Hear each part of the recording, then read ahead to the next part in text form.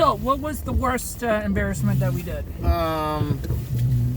Well, I don't hate doing the Trump dance because it's kind of funny. Now let's take off these bandanas. Yeah, let's take off the bandanas. But you can keep yours. Yeah. You can wear it instead of your Survivor buff. Are you gonna keep yours? Yeah, I am. I'll keep it in case my hand gets cold. I don't have my hat. Okay, you can stop the wipers. Oh, sorry. Yeah, the worst embarrassment was likely Baby Shark? Yeah, Baby Shark, because it's annoying. Yeah. My worst one was Baby Shark. Oh, okay. So we're agreed. Sorry. I don't get The best embarrassment we did was the Trump dance. Really? Okay, I guess so. Well, no, I take that back. The best one, tough. What was your best one? Let's see. I kind of like your reaction to country dancing. My spin on it? Yeah. You ever wonder what happens when you mix hot lava and chicken? I did, and you're about to find out. Yeah. Hear that? That's the sound of sizzling. Yeah, I really hate that movie. I'm sorry. It's a terrible movie. I'm sorry.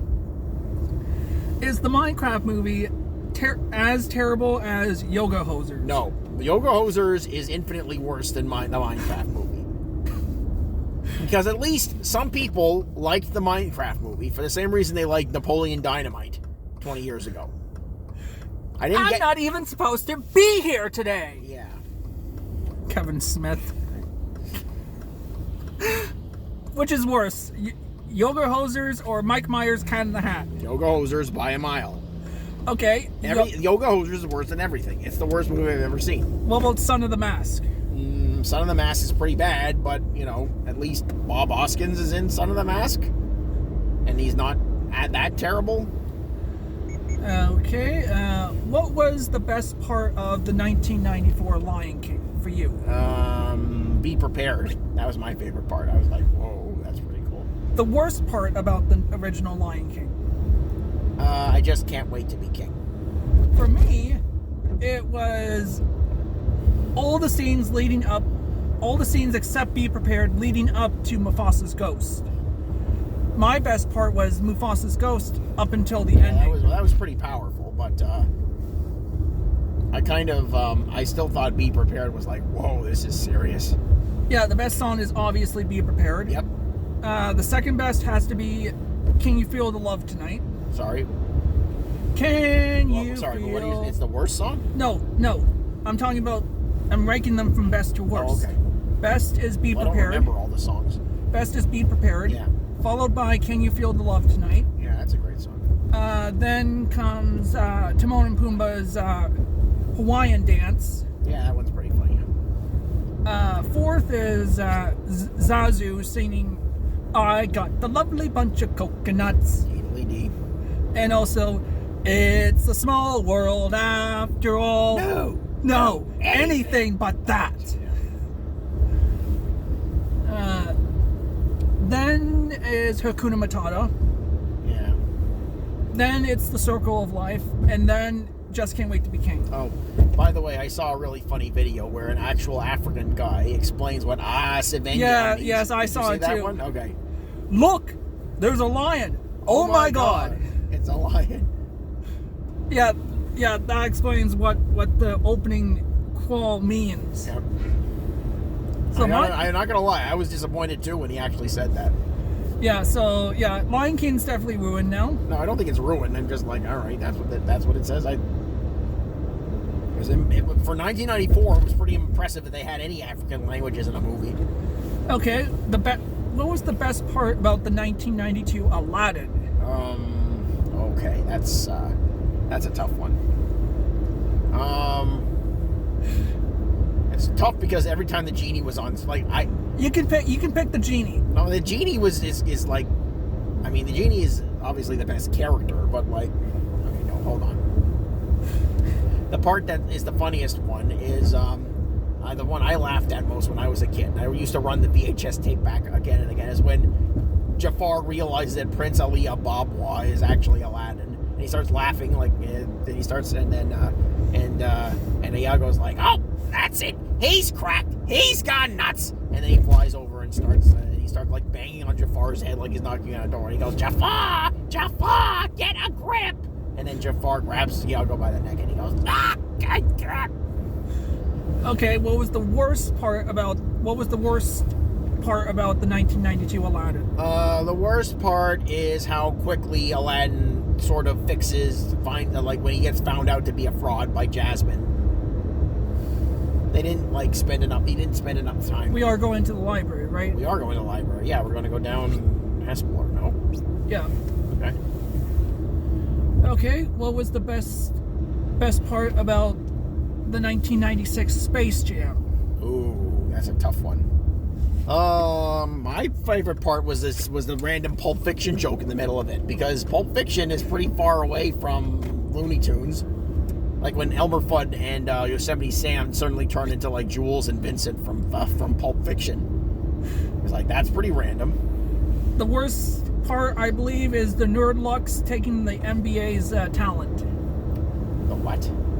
Those little monsters taking the talent. Wait, what did you call them just now? Nerdlux. That's what they're called? That's what those things are called? I thought they were always just called the Monstars. No, the Monstars is when they transform into those giant alien dudes. So they're not Monstars. Okay, I never knew that. Nerdlocks? That's what they're called? Yes. Huh. I've seen that movie countless times, and I never knew that that's what they were called. All right, I learned something new today. Impressive.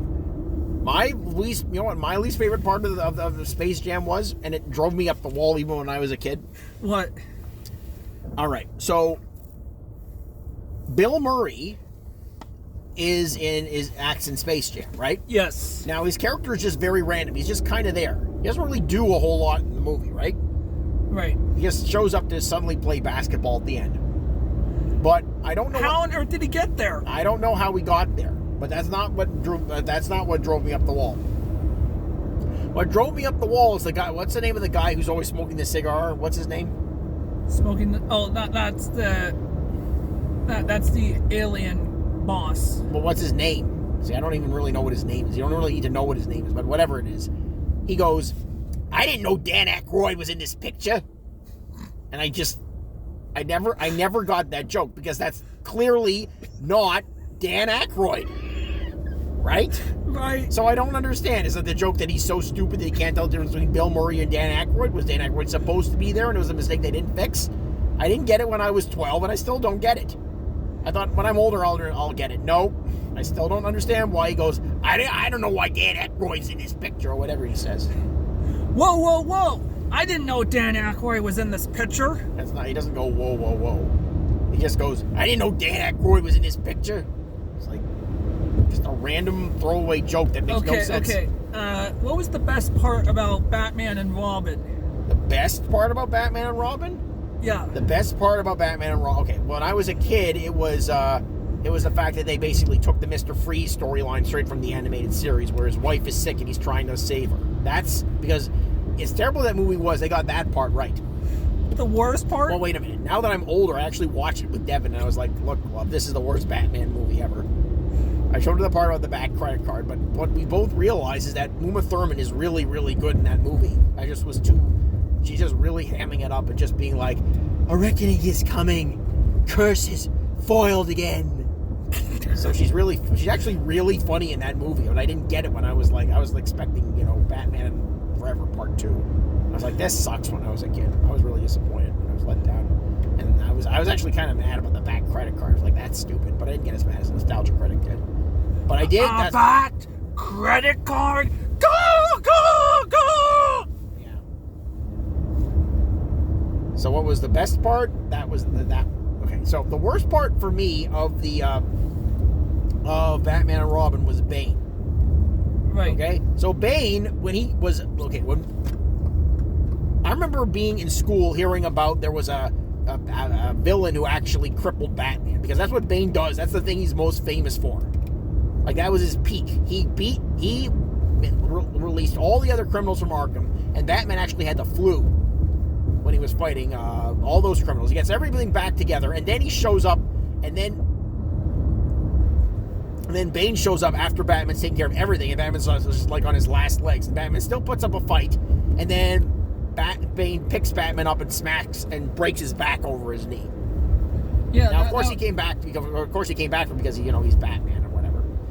But that was one of the worst parts of the Dark Knight Rises, because they did the Batman breaking Batman's back thing. But it meant a lot more in the comics, because Batman didn't lose all of his cool Batman factor, because Bane just kicked his ass in the movie. And then he just kind of, I'll get rid of the mask. That's what I should have done. Why didn't I do that before? Well, the reason why Batman didn't do that before, why he didn't target the Venom tubes, was because he was on his last legs after basically getting all the criminals locked back up in Arkham.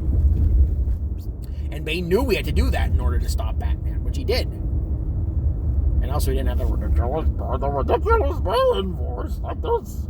Take control of your destiny. I really hated that movie when it came out.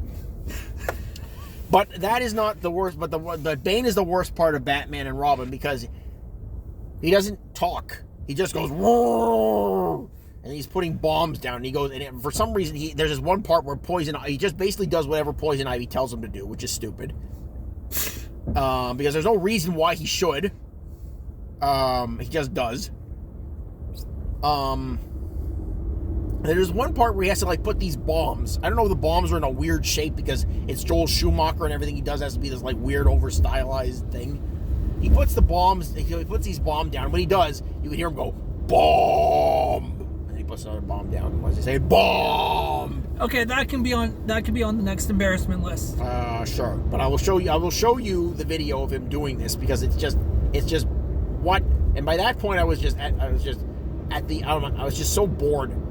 And the weird part was, I always remember when I was watching Batman and Robin, I had bruised my tailbone. You ever bruised your tailbone? No. It hurts. And you can't stand up or sit down. I don't know how I did it, but I was I could barely walk and stand up and sit down. I was like, I don't care. This is a Batman movie, and I'm going to force myself to go and see it, no matter how much pain I'm in, because it's going to go out of theaters, and I'm never going to see it until it comes out on VHS. So I forced myself to go see it, and I was in a lot of pain, and it sucked. It was terrible.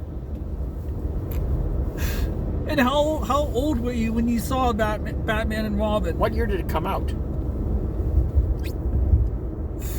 I remember being in grade 8 when Batman and Forever came out, and I thought that was the coolest movie ever. It's not anymore, but what I thought it was when I was a kid. Well, if you unlock your phone, I can look it up. No, don't worry. Let's wait till we get to the library when you're putting the DVDs away, and it's actually not going to be that far off from 10:15. Yeah. Okay, let's see. What was the best part about Tarzan, 1999? Brian Blessed is Clayton. He's a pretty great villain. And he's actually the most relatable Disney villain that I can remember. He's a lot better than Gaston, actually. I never really took Gaston seriously. He was too silly. Okay. Clayton is actually this guy will kill you. Okay, what was the worst part about Tarzan?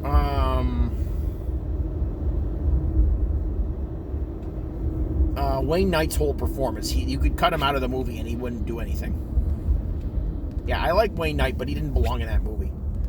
Okay, what was the best part about 1995 Toy Story? Oh, that's hard to say, because I saw that movie so many times. I thought it was just a giant quantum leap. I remember being super excited to watch it. I remember watching this is gonna revolutionize everything, and it did. So I remember. So what is the best part of watching Toy Story? Oh, the part where Woody kind of reveals that he can talk to Sid, and he goes, "So play nice," and Sid freaks out because that's pretty creepy, but also completely well deserved, because Sid deserved that. Okay, the worst part about And I was Toy glad. Story. And I was glad that Sid eventually found work as a garbage man. You know. Yeah. The worst part about 1995 Toy Story?